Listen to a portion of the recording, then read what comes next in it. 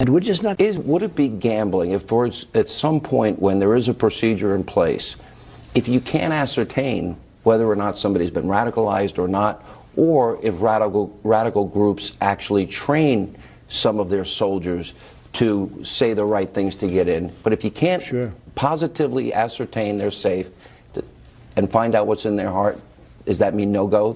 You won't gamble? Well, I tell you what, you used the right word, gamble. We don't want to have gambles. Our country has a lot of problems, well beyond this.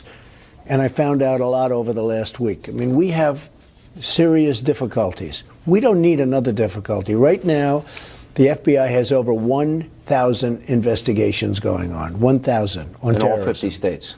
All over the place. And these are people that we let in. We don't need this, all right? We don't need this. Some people have come in with evil intentions, and, you know, most haven't, I guess. But we can't take chances. You know, the word gamble is an appropriate word. It's a big gamble. You're throwing something up. Look, I love this country. You love this country. We can't let this continue to happen. We've taken in tens of thousands of people. We know nothing about them. They can say they vet them. They didn't vet them. They have no papers. How can you vet somebody when you don't know anything about them and you have no papers? How do you vet them? You can't. On your show, I've seen that they have FBI agents, they have all these people that you have as experts. They say it's impossible to vet them. I don't have to see that to know that they're right. So we have people in this country that will cause problems. We're not going to have any more. And we're going to be very tough and very, very vigilant. You do not need Congress now as it relates to building the wall. And you said in an interview last night that you plan to do this expeditiously. Right. That's about 700 miles of fencing, other measures as well. Do you think you'll need more than that? Will you have to go to Congress to get their support for? I don't think we're going to need too much. Look, the wall is necessary. That's not just politics. And yet it is good for the heart of the nation in a certain way because people want protection. And a wall protects. All you have to do is ask Israel. They were having a total disaster coming across, and they had a wall. It's 99.9% stoppage. A proper wall, not a wall that's this high like they have now. They have little toy walls. I don't know why they even wasted their time.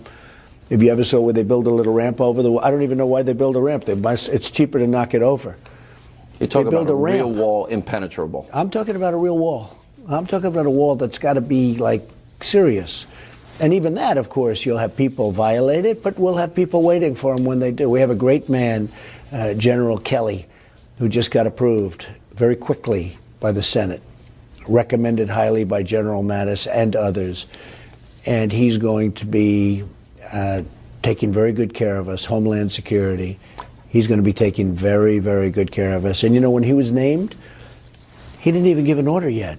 And all of a sudden, the border started tightening up. You saw that. It was on a lot of different shows. They talked about the borders tightening up just by naming General Kelly. Let me go to a big decision you're going to make next week. You've announced on Thursday you will make your Supreme Court choice announcement. Two questions on that. One, will it be from the list that you gave out during the campaign? The answer is yes. Will it be an originalist? I don't want to say that. You're going to see on Thursday. Have you made your decision?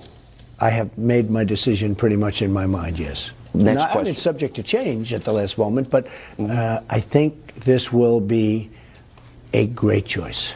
Chuck Schumer, others threatening, we've never had a Supreme Court justice filibustered, but there's a chance that might happen. Hey, if that happens, would you want Mitch McConnell to use the nuclear option? Yes, I would. You would? I would. Have you talked to him about it? We have obstructionists. These are people that don't want to. I almost think they have what they did to Jeff Sessions, who's a great man and a wonderful man, and then they delayed it another week because they have a 1-week delay option. That's not fair to a man. Other people are delayed. Look at Pompeo for CIA. This is a great choice. Everybody agrees. And they delayed him a number of days also, even though he was fully approved and voted on by, you know, I mean, very, very great choice. And that, why are they doing that? They're obstructionists. I'll tell you what, they're obstructionists. I go to a meeting with them that's supposed to be a very quiet meeting, nobody talking outside of the meeting. They leave the meeting and they have a news conference about what I said. They're talking to the cameras about exactly what I said at the meeting, which is fine. because I say things that I don't mind going out because I assume they're going to do that. But the deal was we wouldn't talk to the press. And they go out and they talk to the press. Leaking in Washington, that's a shock. No, but I mean, and they talk to the press like 15 feet away from the door. It's not like they called up when they got home. Right. So look, these are obstructionists, and that's fine. Let me ask you, I don't remember you saying this in the campaign, and I was on the road with you quite a bit, and we did a lot of town halls together, but you're now talking about a 10% reduction in spending. In other words, eliminating baseline budgeting, a 20% reduction in the government workforce. How important is a balanced budget to you, and were you surprised Republicans before you got here raised the debt ceiling $9.7 trillion? So a balanced budget is fine, but sometimes you have to fuel the well in order to really get the economy going.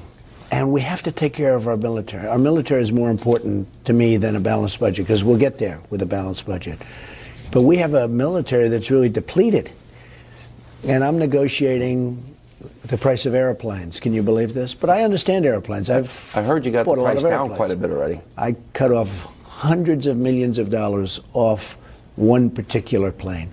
Hundreds of millions of dollars in a short period of time. It wasn't like I spent like weeks, hours, really less than hours, and many, many hundreds of millions of dollars. And the plane's going to be better. But you do want that 10% short of the military. I want a balanced budget eventually, but I want to have a strong military. To me, that's much more important than anything. One of the worst ways it seems to spend money is going through the Washington bureaucracy. Every congressman has their pet project.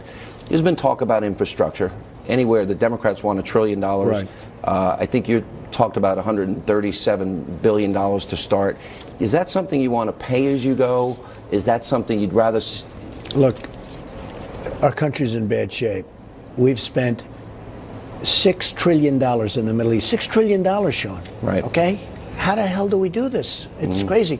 And by the way, just so you understand, the Middle East, I don't want to be like, you know, they said the speech can be dark on occasion. Well, we spent $6 trillion. When I was interviewed last night by David Muir, he said, aren't you going to make them angry? I said, angry? How can they be more angry than they are right now? Who are we going to make angry? I thought it was a sort of strange question. But aren't you going to make them angry? I said, they're all angry now. The whole world is angry right now. There's such problems in the world and such anger. But we spent all of this money in the Middle East and other places. In the meantime, we have to rebuild our country. We have to rebuild our infrastructure. Some Republicans are fine with it. Some Republicans don't like it. Actually, probably the Democrats like that more than the Republicans, because that's always been one of the things. But John, our roads, our bridges, our highways, our schools, our country is in bad shape. Yeah, by the way, I hear your helicopter out there in the background. It's all right. You took great pride in meeting with carriers, saving jobs, meeting with Ford, saving jobs. You've met with union General people. Motors, $7 billion, by the way. Yeah, we have a lot of plants that are going to be built in Michigan and Ohio and North Carolina and Pennsylvania. And I've only been here for 4 days. But they understand.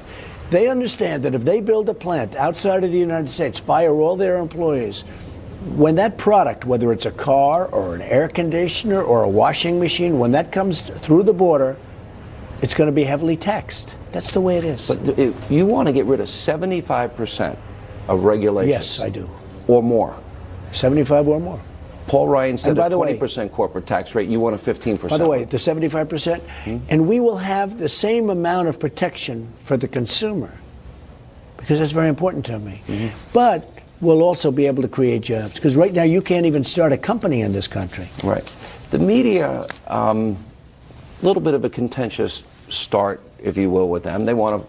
I've seen now the New York Times, CNN, NBC. They've used the word liar to describe you, as it relates if you're talking about crowd size or They're voter very fraud. hostile. These are very hostile people. These are very angry people. But they also colluded against you in a campaign. Yeah.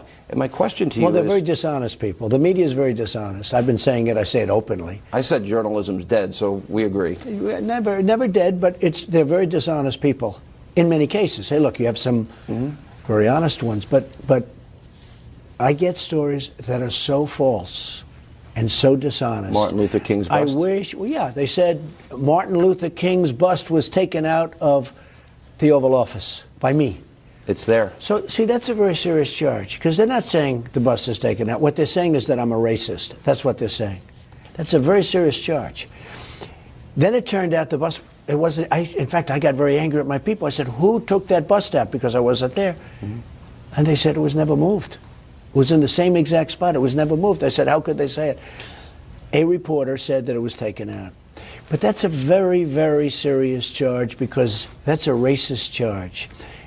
Then when it was revealed that they were wrong, nobody even talks about it. It was a headline, massive story. Trump takes, I would never do that. First of all, I had great respect for Dr. Martin Luther King. So I would never do that. But when it was revealed that it was wrong, it wasn't even a story. Nobody even knows it. Nobody, I'm saying it now, and there have been little art, like a line, but that's a very... So I'll give you another example, Sean. Let me give you one other. Sure. I went to the CIA, my first stop, because I have great respect for intelligence. Not the man who headed the CIA. I don't have any respect for him. But Brennan, I didn't think he was good. But I have great respect for the CIA, for the people. I went there. I have even more respect now, because they took me for tours. They showed me. They're amazing. I made a speech. Now I know if it's good or bad. I'm really good at knowing, did I do well or did I do poorly? And hopefully I don't do poorly. I couldn't have done so poorly because I won, right? But no, but in your own head, you do too. I know. When you do an interview, you say, well. you know, I did great or I didn't do so good. I gave a speech that really was a 10, relatively speaking. I had a standing ovation like you wouldn't believe. Everybody. And it was such a success. Okay, so now I see CNN and other people say, well, who was in the audience from Trump? Trump. I went there with a few people. There's nobody. It was all CIA.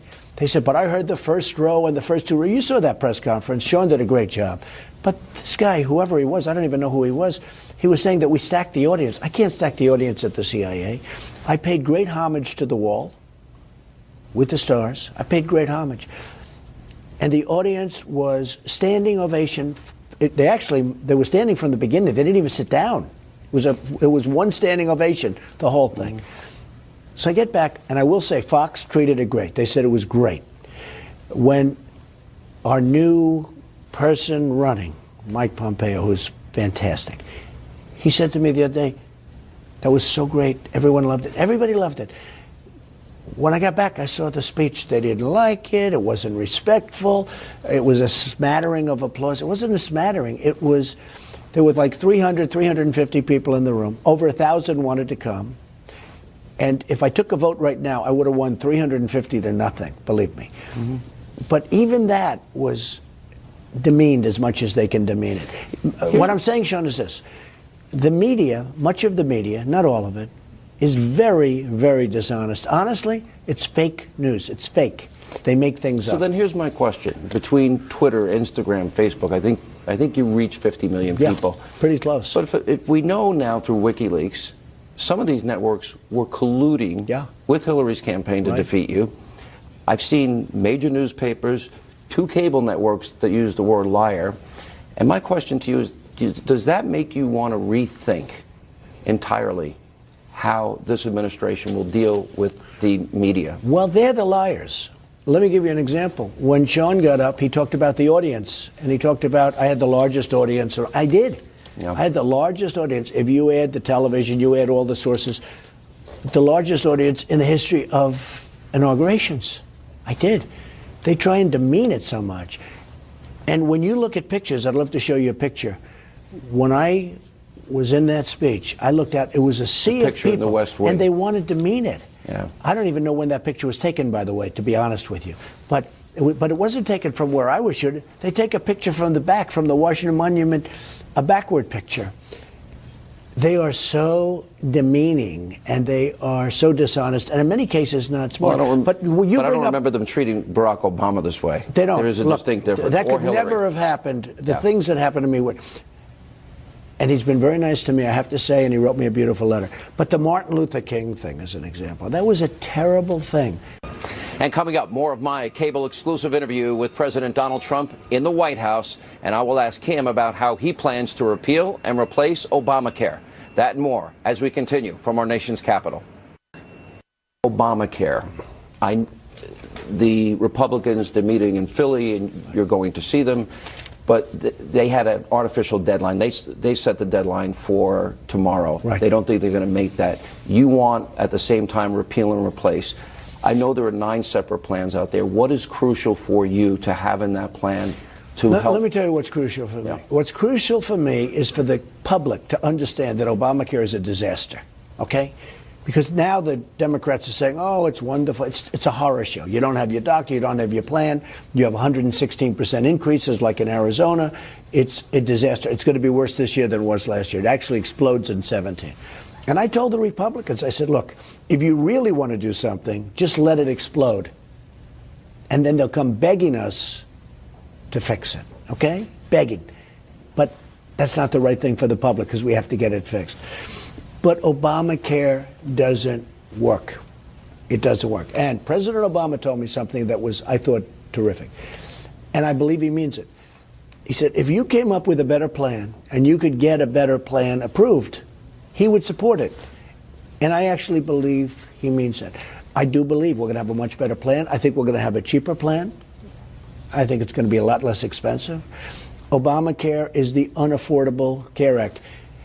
The governor of Minnesota, who hopefully he's better now because he took a pretty bad tumble. Yeah. But he said a month ago that actually during the campaign and after the campaign, he said the Unaffordable Care Act, or he called it the Affordable Care Act, is now unaffordable. Bill Clinton called it crazy. It went up $5,400 when it was supposed to be down $2,500 a year. Let me move on. It is, by the way, it is unaffordable. Well, and it doesn't work. You know, you can't even buy a catastrophic plan. Correct. And the deductibles are so high that unless you get hit by a tractor, you're never going to be able to use it. Let me ask you, energy, and you know this from your years in building, it's the lifeblood of our economy. Right. We are dependent on foreign nations, many of whom do not like us. We have more shale. We have new technology. We have hydrofracking, natural gas. We're the Middle East of natural gas. How important a goal is it that you want this country to move towards energy independence? Very important. It's very important. Can you do it in 4 years?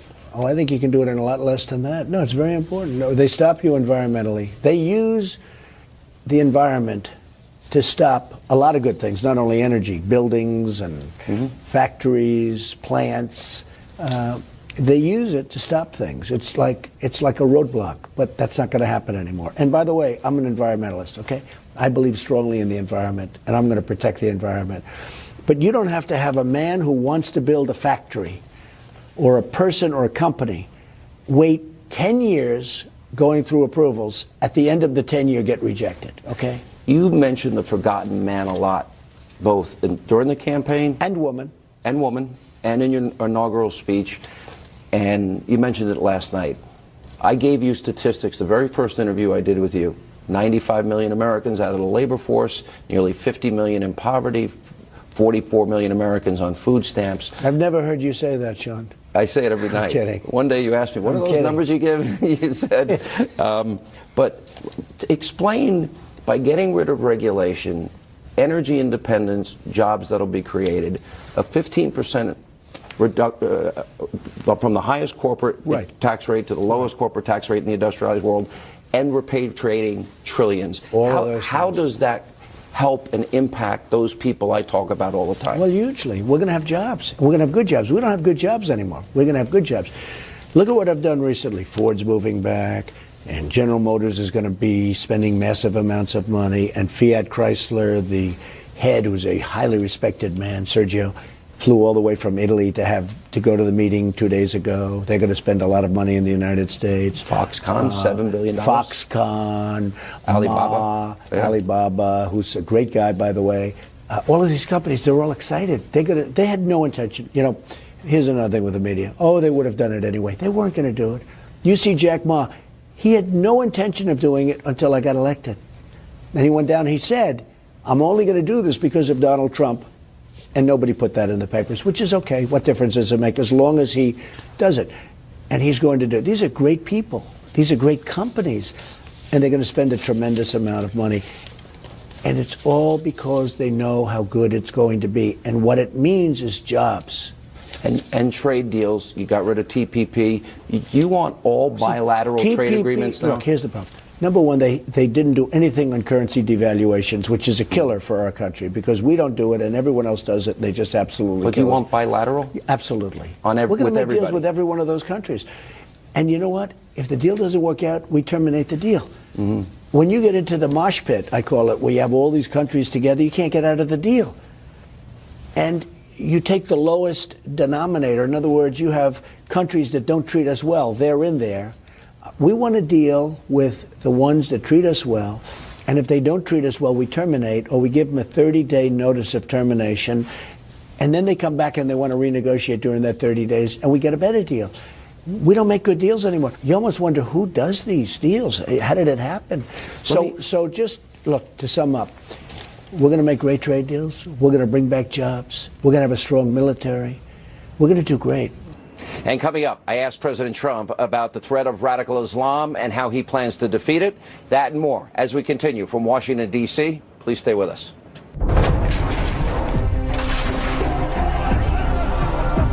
We will reinforce old alliances and form new ones and unite the civilized world against radical Islamic terrorism, which we will eradicate completely from the face of the earth. We have to get rid of ISIS. We have to get rid of ISIS. We have no choice. This is evil. This is a level of evil that we haven't seen.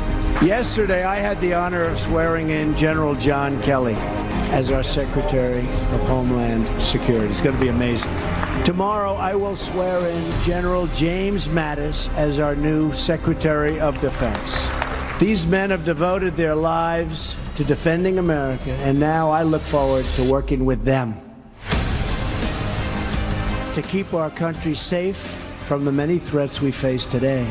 That includes protecting Americans from radical Islamic terrorism.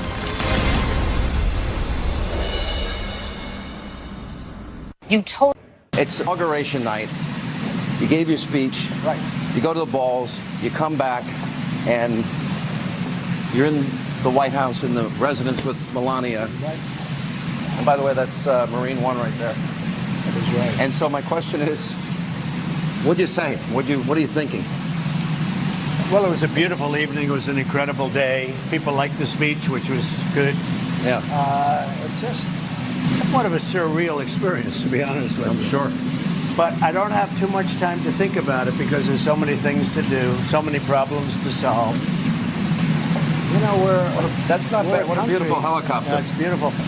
We're a country that has some difficulty, to put it mildly, some very difficult situations. But we'll get them straightened out. I have known you for years. And on a personal level, whenever I've ever talked to you, it's either 11 p.m., 12 midnight, 1 a.m., or 5 or 6 a.m. You're a workaholic. Well, I like working. I don't think I'm a workaholic. I just like what I'm doing. I don't go too much with the vacations because I'm bored. You get bored on vacation? And the good thing about this, I have plenty to do. Yeah, so you're busy now. There's plenty to do. So the ultimate, I would say. Hard on your family. For example, I met your son, your 10-year-old. What a wonderful, smart, charming kid. And then they attack him. That's got to hurt you. Well, Saturday Night Live, a person from Saturday Night Live was terrible. It's a failing show. It's not funny. Alec Baldwin's a disaster. He's terrible on the show. And by the way, I don't mind some humor, but terrible. But for them to attack, for NBC to attack my 10-year-old son is a disgrace. And he's a great kid. And he's a great boy. And it's not an easy thing for him. Believe me. I know you talked a little bit about this, the nuclear codes. How long was that meeting? How in-depth is it? Well, I don't go into it. I can tell you, though, that's serious stuff. Yeah. And when you see the kind of destruction that's explained to you, you realize that getting along with people is a very good thing. And that's when you said about Putin. If we can get along, we'll get along. Right. I don't know Putin, but if we can get along with Russia, that's a great thing. It's good for Russia. It's good for us. We go out together and knock the hell out of ISIS, because that's a real sickness. You know, the whole ISIS thing is a real sickness. But if we get along with Russia and other countries, not just, we should get along with everybody if we can. Now, in gonna some be cases harder. you won't be able to, but Right. we got to try. In many cases, it's going to be harder with. I've always said there's a clash of culture or civilizations. You know, countries that practice Sharia. By the way, we're in the Oval Office. This is the Oval Office. It's a great statue of That's Lincoln. Abraham Lincoln. By the way, there's there's Martin bust. Luther, there's the bust. The bust of Martin Luther King, which was falsely reported that it was taken out of the office. When I arrived, it was immediately taken out. These are lying people. These are bad people. And Martin Luther King is here, will always be here. And the apology was this. Yeah. Did you pick And look every who's painting above. in here? Look, Alexander Hamilton, Thomas We get a Jefferson. shot of these. I did. You picked every painting? I moved paintings around the White House. I just thought it would be great. So we have George Washington, Honest Abe Lincoln. You have Andrew Jackson, who they say was the most like my campaign because his was a vicious campaign. It was a pretty rough campaign. We have a book on Adams and Jefferson. That was the most vicious campaign in the history of our country until this campaign. When you first walk in this office every day, and you think of it, It's great. Just take a look. And look at my desk. Papers. You don't see presidents with I got their one desk. question about the desk, and you have Ivanka and Jared have young kids. Are we going to see one of the young kids maybe crawling through there? Could like be. I think that's John a good F. Kennedy idea Jr.? before they get too old. Yeah. But that was John. That's a secret door Yeah. in that desk, and that was a famous picture. Why did you pick that desk? Well, it was Ronald Reagan. It was a lot of great presidents, actually. FDR, Roosevelt. We've had a lot of great presidents using this desk, and I thought that would be the appropriate desk. You know, when I came here, you have a right to use your desk and this, and you can pick. They have like 7 desks. You were very impressed with your phones too. Well, I have great phones. I have phones that, let me tell you, the technology that we have in this country is incredible. Unfortunately, perhaps we don't use it, but Well, we need to. it is great. And the experts that do this work, we have really brilliant people doing it. I assume you're going to be putting. There's a picture of your father. that Picture you of just my added. father, right? That wasn't there That's yesterday. right. No, it wasn't. I just added that. That's Yeah. good. You know that, huh? I did notice Well, that. you picked that up fast. And I really, why did you choose the rug of Reagan? You could have also designed your own. Yeah, and others, but I thought that first of all, I liked it. I like the look, I like the lightness, and I like having it be Reagan. I like Reagan. I disagreed with him on some things, primarily trade. Trade, yeah. He was not as strong on trade as I felt he should have been, but that's okay.